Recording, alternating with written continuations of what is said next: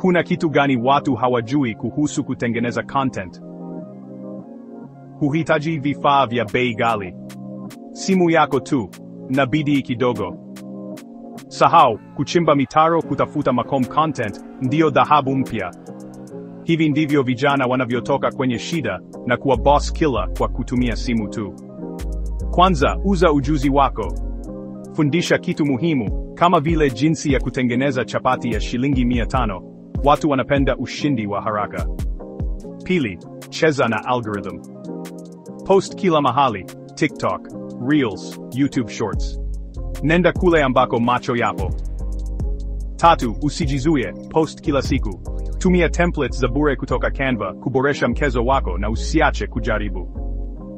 Lakini pesa iko wapi?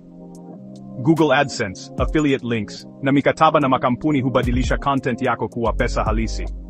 Simu yako ni ATM yako kweli. Unahitaji ushahidi. Wahanga wa kawaida, kama wa machinga, sasa ni influencers wenye wafuasi fike, mikataba na makampuni, na ofisi za ubunifu. Yote yalianza na simu ya kawaida. Uko tayari kuwa boss? Pesa mtandaoni, jinsi ya kuanzisha biashara ya content kwa simu tu. Usisubiri kila video ni hatua ya kutoka kwenye umaskini.